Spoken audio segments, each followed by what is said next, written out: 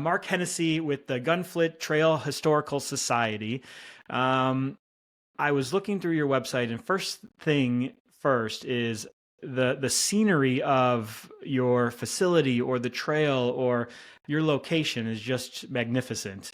Tell me a little bit about how you found this location, where you're located, and then just kind of how this came to be.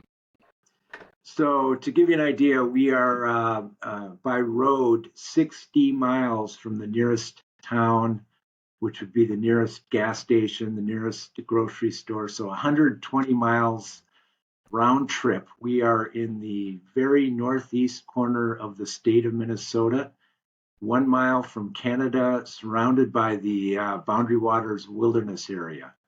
And it's an area rich in history. And so in 2010, a group of volunteers started a small organization that wanted to preserve the natural and cultural history of that area. And was it like a lodge, a campsite? Like, how did this location that you guys picked, how did this come to be? Because it is in the middle of nowhere. It is, and it used to be actually a resort, mostly a fishing resort. And eventually it was bought out by the Forest Service, and they owned it for a bunch of years and kind of maintained the main lodge. They sold off all the cabins, and the group of volunteers then approached the Forest Service to see if we could put a little museum in the lodge. And the museum, like what kind of artifacts or what is the museum? What does it highlight? What does it show? Well, and we're more than just, I always say we're more than just a museum. We're also a nature center. But we show the history from 10,000 years ago, actually, all the way to present day. So paleo, indigenous people, all the way up to modern day resort owners and all that area in between. And then we also really focus on the natural landscape and have a big naturalist program and a nature center director that does lots of unique and things about this incredible, beautiful area in the wilderness. With everything going on in the world, we hear forest fires and like kind of engulfing a lot of Canada. And with you being so close to Canada and like California and some other areas of the United States, have you ever had any experience because you are out in the wilderness with wildfires or any times where things just got a little bit too close for comfort? Yes, we have had the entire Boundary Waters canoe area closed to use because of the fires. I'll tell you this, we have a sprinkler system set up on our property, and so in high fire danger times, we will start the sprinklers up to prevent anything from encroaching on us. But it's a constant threat for us. And last summer we actually lived through a lot of smoke from the Canadian wildfires.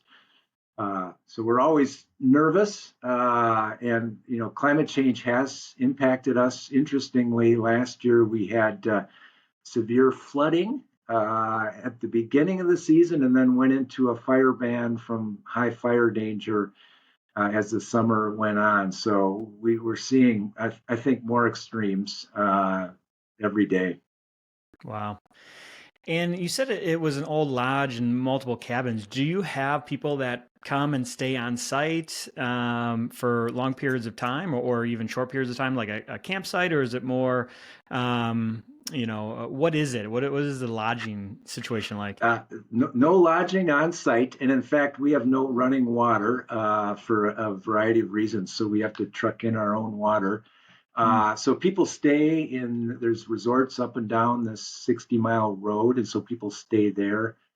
I'm always impressed. We have about 9,000 visitors a year, and they all have to make that 120-mile round trip up to visit us. So it takes quite a bit of energy and time and thinking about it to to get those people to come. And we of course have to do a lot of marketing and social media and reaching out to get people to make that trip to visit us. When you're marketing or people are finding you to come up, do that 120-mile trek, do you have a kind of a checklist to like make sure you have food and water and gas, like a full tank of gas, to make sure you can get there and back? We remind them of those things, that we are a long ways from anywhere, and that's part of the appeal to visiting us. Frankly, Oh, I bet. is we're going to take this wilderness trip and really head into the wilderness and see what we see on the drive. And I do that drive a lot myself and see a lot of wildlife. I've seen just about everything you can possibly see in the North Woods, which is makes the drive up, every day just amazing. I bet. So I've been since our last call, I have been thinking about this moose story that you teased me with, but you didn't tell me about the moose story. So tell me a little bit about the moose story in the lodge.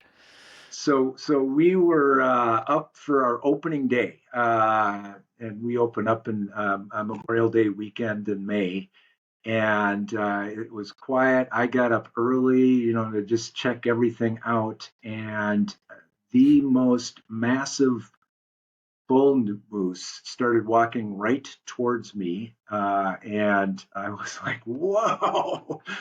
And of course, I got my cell phone camera out and started snapping pictures. But he just decided he wanted to be part of the opening day festivities. Walked right through the campus, and just made himself at home. And eventually, we were located on a lake, and he eventually just swam across the lake to maybe find some better food, and maybe eventually he knew it was opening day and probably wanted to get away from all the people that were going to come. So but it was a great way to start the season with just a surprise visitor that really was a neat experience. Now, was this moose in the museum, or was he just walking up and kind of walking around the outside of it? Literally within feet of the museum, and they are huge animals. They weigh in some cases up to 2,000 pounds a ton, Wow. and they're just really big and slow moving. Generally, they're mostly interested in just getting food. So he was browsing all around the museum, finding some nice juicy branches to eat, and I just sat there for literally 15 minutes watching him. So it was really, again, a great way to start. That's amazing.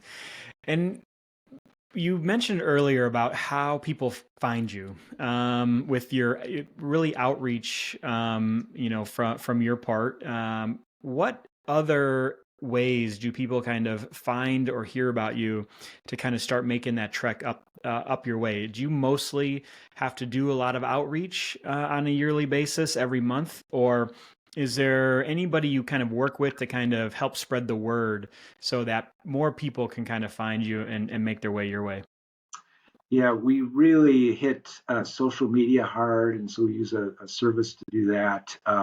And we do daily posts during the summer and focus on kind of different aspects of either nature or our history of the area. And that's been really well received, and a lot of those get shared, and so that just multiplies the reach. We also have a really good visitor bureau in our small town of Grand Marais, Minnesota.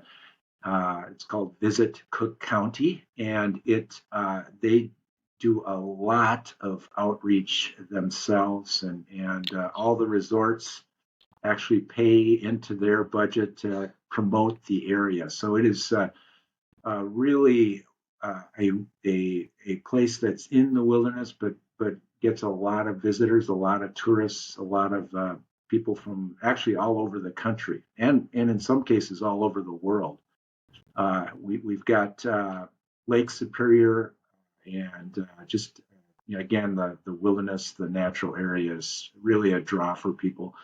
And interestingly, we have in these hot summers, if you're down by Lake Superior, we have some of the coolest temperatures in the Midwest because the lake is such a big lake that it modifies the temperature. So people love to come up and get cool in the hot summer. I can imagine how it's a great draw, and I'm just thinking about how like the whole purpose of this podcast is to help other nonprofits grow. And with you being so remote, there's really no reason if you know you should be the last organization that gets any type of draw. But drawing 9,000 people a year to come through your location is a great, I think, feat and a great a big deal, right? It just goes to show any of these nonprofits that are in any type of a city can really do. They just have to put in the work and find the ways to kind of draw the people in and gain the attention. So you mentioned your social media company that you use. Is it a social media agency that specializes in nonprofits, or did you happen to find somebody that's just really good at social media, that's just kind of taking it on and knows the goal that you're trying to execute on? uh, we do it internally. One of our operations assistants does that work for us, and she will post daily, as I mentioned, and then we use a service just to spread it through all the social media, and we do the basics: Facebook's, Instagram, Twitter, and it will automatically go to all the various platforms. And then we also do email blasts when we have special events coming, and it takes some work, but you have to really kind of put in that time and really do that outreach. Otherwise it would be pretty quiet for us, I think. And what we're hoping to do is kind of create this buzz like, wow, it is worth our time and energy to make that trip up. And they've got a lot of things going on and a lot of activities, a lot of programs. And we do different things to promote our work. We have a kids' day on Tuesday, so bring your family and kids, and we have activities going for them. And then I mentioned programs. We do bring in speakers and have got some grant money to do that from our visitor bureau. And so we bring in some big name people that are familiar with either the Gunflint Trail, or they might be author or a artist of some sort, to give a talk that we actually live stream also, and kind of promote in various ways. And then we have a YouTube channel that we put those up on. So it isn't one thing, it's a whole bunch of different kinds of outreach. And, I'm always trying to think about that. And what else can we get involved with? We try to get reviews on TripAdvisor and things like that, Yelp. So just trying to reach every possible avenue. I think there's a mindset that comes into that too, where a lot of people feel like you mentioned you ask for reviews, you ask for ratings on these different platforms. You also send daily posts and some emails. I think the mindset around a lot of people are like, oh, I don't want to bug my donors, or I don't want to bug all of these people. How do you kind of break through that limiting belief, and what have you seen that really kind of just kind of break through that? I just feel like even people in business today are thinking too much, and they're too much in their heads about like, hey, I'm just going to bug this person, or they're not going to be a donor anymore if I keep hammering them with emails. How did you break through that, or is there any advice you would give to any nonprofits if they have that same limiting belief? uh, Primarily, it's about content, and so we not very often will post things just promoting us. It's more about content. So like Thursdays, we do a little history post.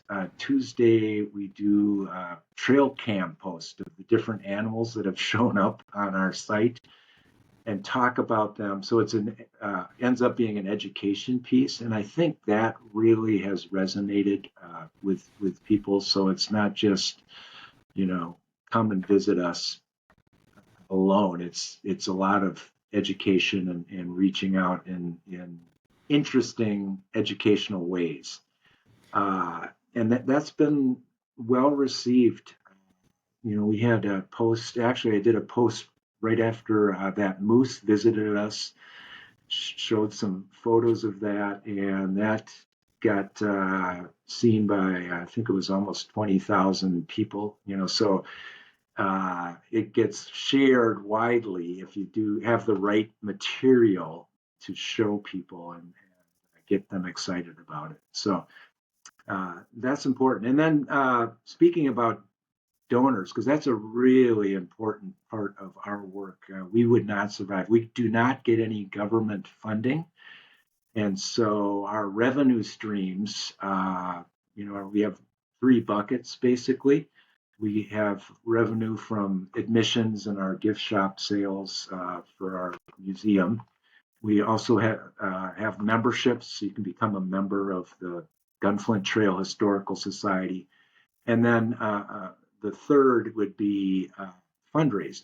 And we work very hard at that. We have to. And so we have an annual campaign that we do. We also do some special events. We have a great online auction. And we also seek out and get some grant funding from foundations, et cetera. And so each of those buckets, membership, admission, and fundraising, is about a third of our budget. And so we have to pay attention to all three of those constantly.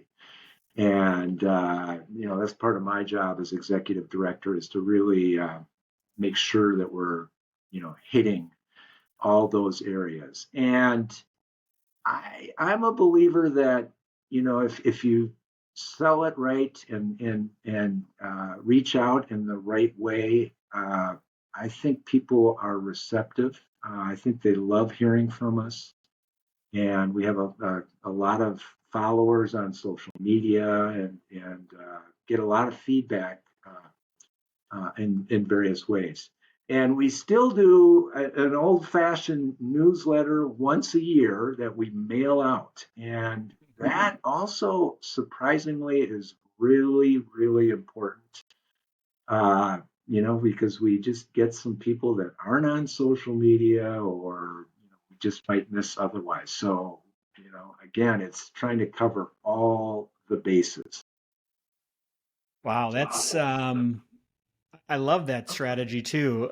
Not hammering them. Well, you don't. I don't want to say hammer, but not. I'll start over.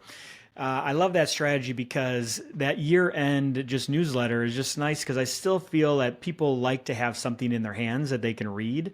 And it's just a great way to just kind of another level of personalization that you can give, or really what you're trying to do is you're trying to just get them to like build that relationship with that individual person, whether they're a donor or not. They could be a potential donor down the road, but you're just kind of getting them into your world and sharing as much content with them as possible. And if you think about it, that's kind of the new way I feel all of these nonprofits need to be going into, is just creating more content. It doesn't matter what it is. Just show even quirky things that you guys do, maybe around the facility or in the area, or any type of update. And it doesn't matter if you're building a personal brand or a business or a nonprofit. I feel like you need to be thinking about all of those different ways to kind of build a relationship with somebody. And the more authentic and, the more you can just be yourself and show the behind the scenes of what's going on, I think that's really what people are kind of getting into. Just think about all the people nowadays that I think about my wife all the time. Every night her decompression time is scrolling through, Instagram before bed. And I'm like, why are you doing this for an hour or so? She's like, this is my time. This is just don't bother me. I'm gonna scroll through this and I'm gonna not think about anything. And I mean, that's where all of our buying decisions basically happen from somewhere on social media, and it's from these people that are just showing their life, and she's getting a connection with them. Same thing with how nonprofits need to be thinking about it too, is people are not buying so much into the nonprofit, they're buying into the people behind the nonprofit, who you're helping, who you're supporting, the great things that are happening in and around your community. And that those are the things that people, I think, are buying into nowadays. And it's not necessarily like just ask for donations over and over again. That I can see people getting tired of. But just kind of having a personality and showing the behind the scenes, I think, is really what's resonating with a lot of people nowadays. Absolutely. And I mentioned this Trail Cam Tuesday and the joy that brings people. We show photos of animals that have walked by these different trail cameras on our. We also have a trail system on our property for hiking, and just this week we have had a lynx, which is a kind of like looks like a bit like a bobcat, Mm. show up on our camera. They're an endangered species, so they're very rare. Wow. But people love that, and they feel good about it. And oh, this place is preserving some wilderness for those animals, and it also leads to, I think, some just surprising uh, generous donations. If you can build your brand that you're supporting the, whatever it is you're supporting. For us, it's kind of the cultural and natural history of this beautiful place that we call the Gunflint Trail. It's actually a road, but it used to be a trail. And supporting the community that resides along that highway, and the businesses, and the real kind of outreach of the community. It resonates with people, and they write us some amazing checks, and are so supportive.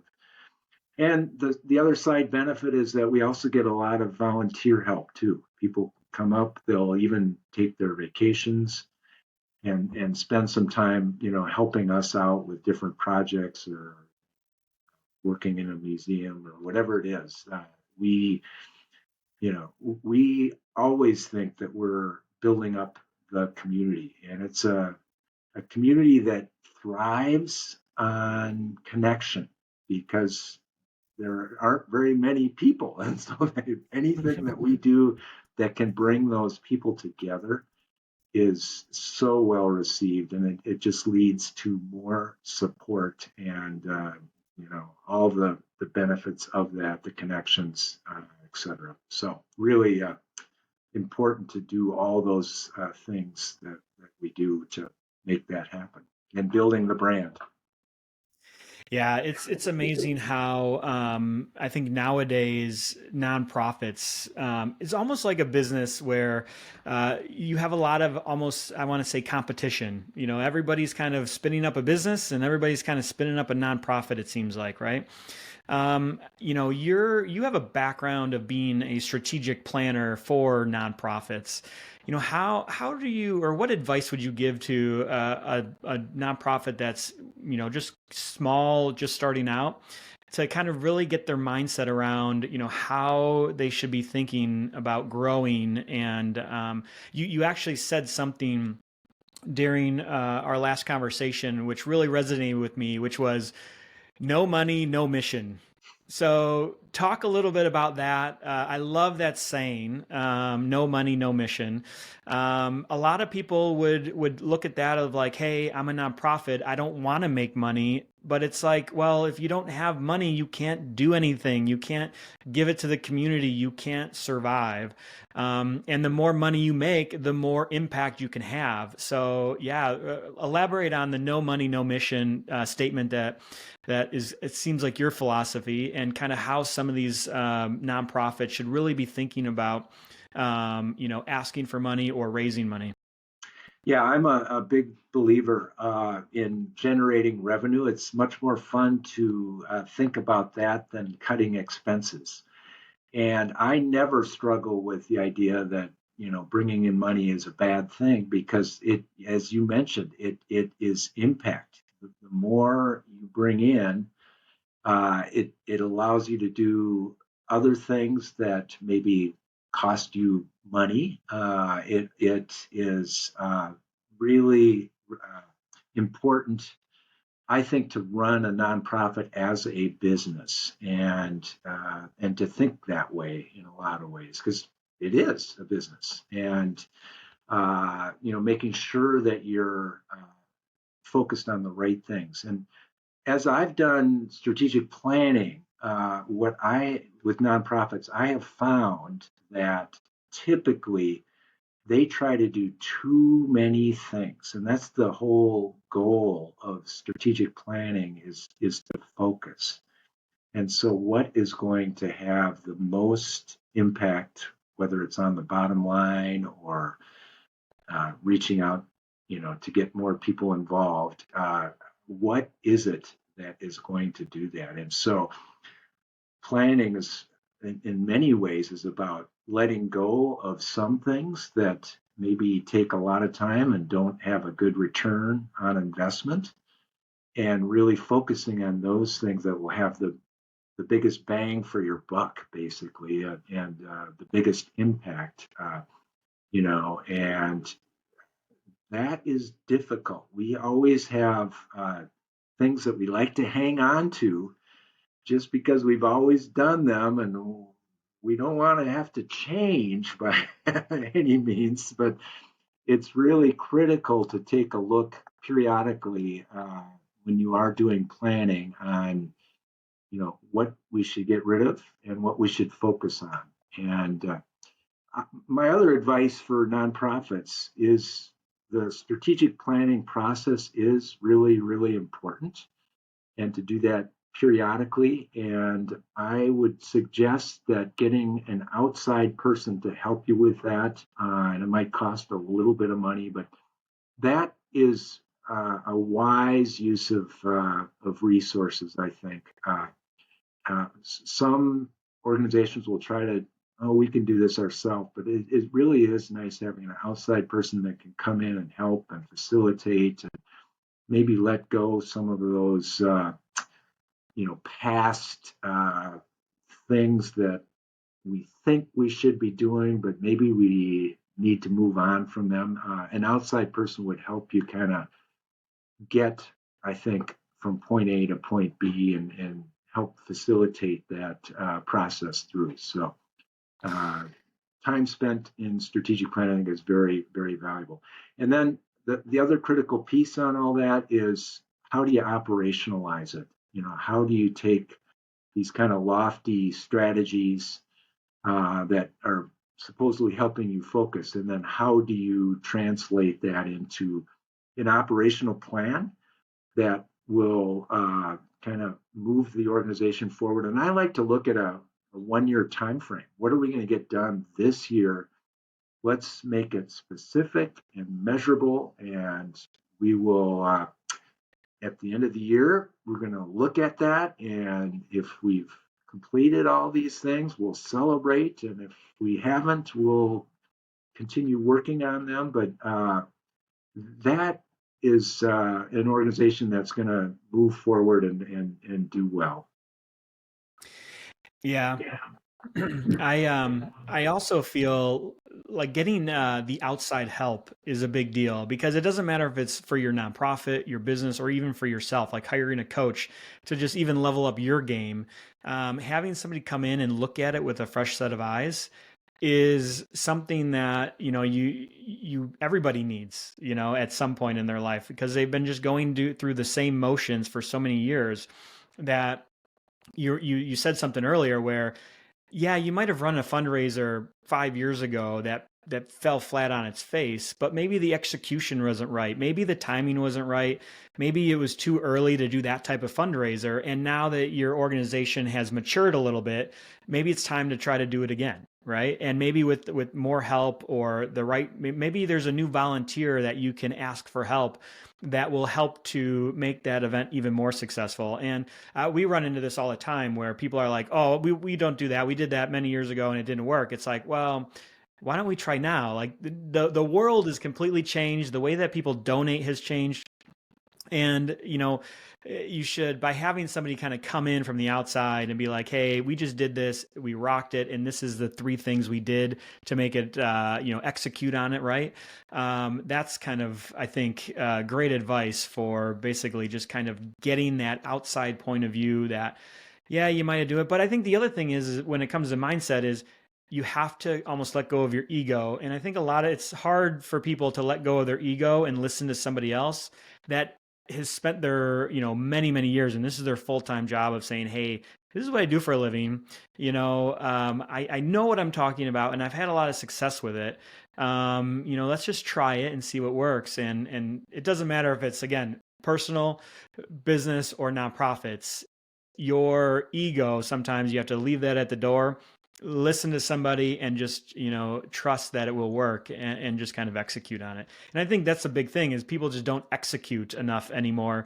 They're either scared, or they've heard a story from somebody in their past that said, oh yeah, we've never done that. It's like, well, but have you tried it? You are in a completely different reference point, different type of organization.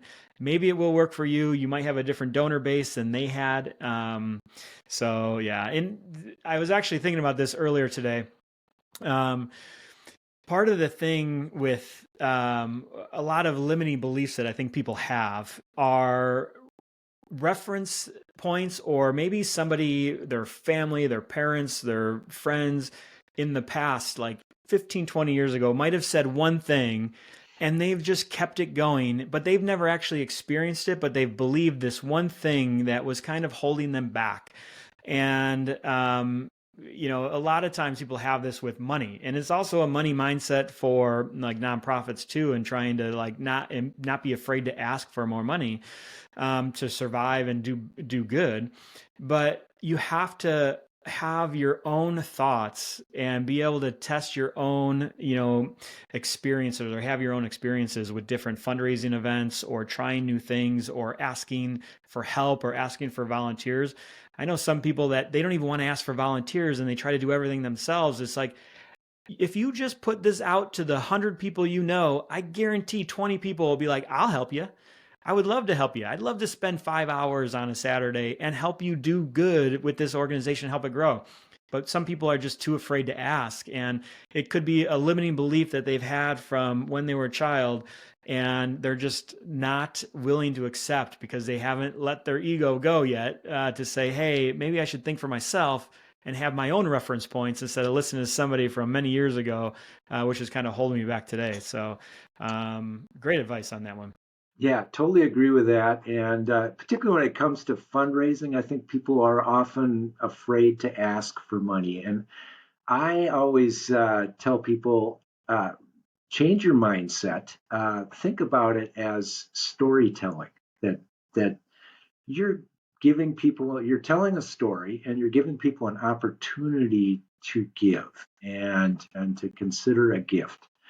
And rather than, oh, I got to go ask people for money. No, what you need to be, get good at is uh, telling the story, whatever that is for your organization. And I always have advised executive directors, CEOs to come up with a really good stump speech, something they can do in a couple, 2, 3 minutes that will really tell the story in a kind of heartfelt, compelling way, and and then share that as often as you can. And whatever it is, if it's the mission of your organization, I once ran a nonprofit, and we were in the middle of a capital campaign. We had a lot of meetings, and I challenged myself that year to come up with a different story for every single meeting. And we had, I think I counted 156 meetings that year. Wow. And so your brain starts thinking about stories and the impact that you have. And you start noticing things more. And to be able to tell those stories is really, really remarkable. And I just had one last summer. It was a visitor to our museum, and I engaged and told him some stories. And he left and he wrote a nice letter, and he said, I'm never going to be back at your museum, but I was so impressed by what you are doing that I'm enclosing a check for $5,000. Wow. And I was like, wow. He lived in another state, but it just was that, being able to tell a little story and the good work that's happening by this small nonprofit organization. So never sell yourself short is the message is people will not give unless they're asked, and you can do that in a way that is non-threatening, and some will turn you down, of course, but Yeah. then you just move on to the next one, and that's a classic sort of sales mentality, but we need some of that in the nonprofit world, I think. Well, and I also think with telling stories,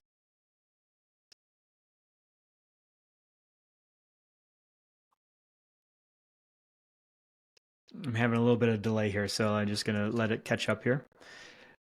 But I also feel that with telling stories, it also helps people to kind of relate themselves to the nonprofit, and that also helps it if they can kind of see themselves or kind of put themselves in your shoes with the stories that you tell. It makes it easier for them to want to contribute, to want to help out, and it makes them just feel good inside. And that's, I think, part of giving, is it makes you feel good when you donate to a cause that you feel passionate about. So they're not going to feel passionate about a cause or a nonprofit unless they hear the stories. They need to see where the impact that the money's having. And one of the biggest things that we see when people are running auctions on our platform is they're not telling anybody where the money goes or who's being impacted with the money that they're raising. And it's amazing how just that little thing to just show or tell us stories of somebody that was impacted or where the money goes or how it kind of filters down to the community is definitely something that needs to be added to everybody's story about their nonprofit. Absolutely. Just a quick little few synopsis of our online auction. We do a lot of services that we put on our auction, and the side benefit, people pay for those services. So it might be, in our situation, a day canoe trip into the Boundary Waters canoe area, and with lunch provided. And a volunteer will offer that up as an auction item. But what we found, the side benefit on that is here's a day that a volunteer can spend with somebody that is not familiar with what we do, and can again tell the story.